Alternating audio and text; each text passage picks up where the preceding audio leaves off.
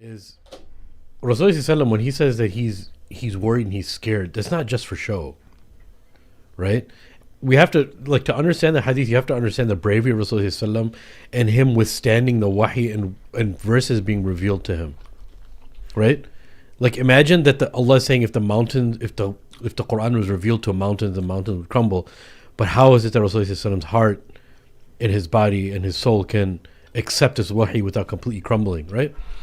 And imagine him just talking about like dark skies and thunder and stuff, being actually concerned and worried of azab, right? So even Rasulullah, when he's saying that, he's not like, oh, I'm just going to say this just to teach a lesson, but it's some like bending the truth. No, he himself, even though he's a messenger of Allah, still feared about these things, and he was still scared about these things, right? And the reason why the next part is why those things are shown is to actually really, really extrapolate a lesson from when these things happen, right? And that's why we're talking about this. We're trying to figure out the lessons that are here. And Rasulullah was actually very keen on this, and that's the way he teaches us. Aisha radiallahu anha reported, I never saw Allah's Messenger laugh to such an extent that I could see the vulva, whereas he used to smile only, and when he saw dark clouds or wind, the sign of fear were depicted on his face. I hate this translation. I said, Messenger of Allah, I find people being happy when they face the dark cloud in the hope that it would bring rain, but I find that when you see the cloud, there is an anxiety on your face. He said, Aisha, I'm afraid that there may be a calamity in it, for a people who was afflicted with wind. When the people saw the calamity, they said, it is a cloud which would give us rain. So people were expecting rain when it was actually the punishment of Allah coming, and that's why he would receive or feel anxiety when we think about Nuh, the flood, Ad wa Thamud, like the winds that come, right? These are things.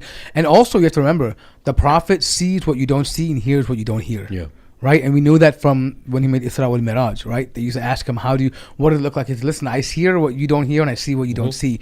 And so he can foresee certain things, like, hey, maybe when he sees the malaika bringing these clouds, right, or moving these things, you think, is it adab or is it rahmah from Allah subhanahu wa ta'ala, right? You don't know, right? Maybe Allah is bringing the earth back to life, or maybe he's ending the life, right? The very thing which Allah gives you life from, he can take your life with, right? The same water that comes down can feed you or it can drown you, right? You see, imagine the cloud that came over Fir'aun. What would have happened then? Or the cloud that came over the people of Nuh.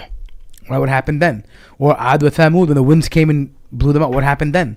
Or maybe the cloud when Abraha was coming over and the birds came and it darkened, or the locust with Musa alayhi salam. Like, all these things, right? This is a sign. Allah can use these signs to either try you, test you, or he can or the cloud that just used to hover above Rasulullah. Yeah, exactly. That's a different type of cloud, brother. This is what I'm saying, right? Like it could be a rahmah or it could be adab. You don't know. Yeah. And so and I think it's important to know. But I think the sad part is that we are in a condition as an ummah where we don't know whether something is a trial, a fitna, or adab. We don't know. Like, even now, looking, I'm just speculating, right? Is this a test for the rulers of Dubai or people over there? Or is Allah giving them a little bit of adab right now to remind them? Yeah. It can be both, wallahu alam, man. But the whole world knows about it. And the whole world is seeing the fragileness of all of this. Like when Allah tells us in Surah Al-Ankabut that those who take the awliya other than Allah, they're building a house that's more fragile than the house of a spider, which is a spider web. It's intricate. It looks beautiful from the outside. But one blow, it looks miraculous. It all breaks, bro. Everything. And that same web can save the life of the Prophet. Allahu Akbar. Yes, sir. There's levels to this, brother.